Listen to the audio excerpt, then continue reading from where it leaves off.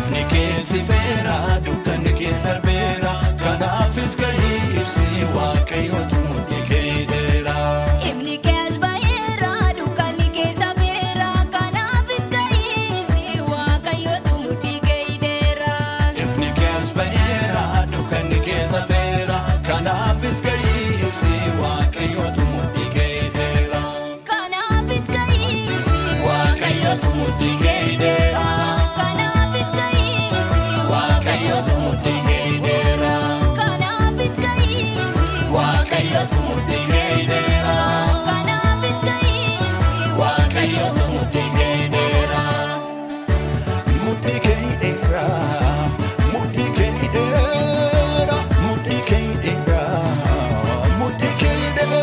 yaa Ermiyaas gahii mudhii keeydhadhu hojii koo jechuun garaa kee kutadhu yaada kee hundumaa saanatti kennadhu ani siin eebbisa biyya hundumaattu jedhee kan dubbate miisa waaqayyoon kee hiikee gaasiidhiisee si fidee mudhii kee jedhee kan dubbate miisa waaqayyoon kee hiikee gaasiidhiisee si fidee mudhii kee.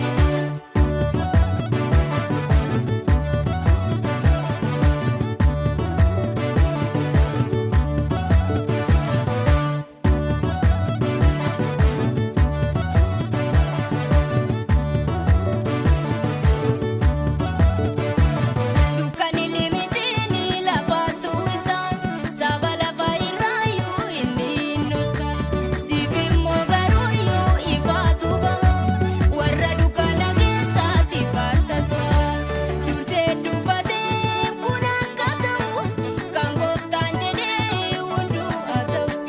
Dursee dubbatee kun akka ta'u kan gooftaan jedhee hunduu haa ta'u.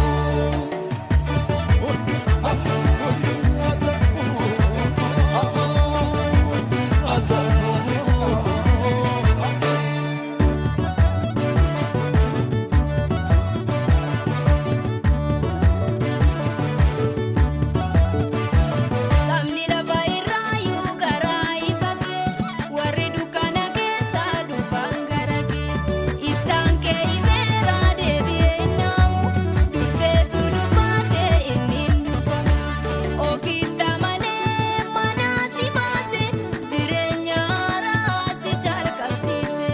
Ofiitti amanee mana si baase jireenya haaraa si jalqabsiise.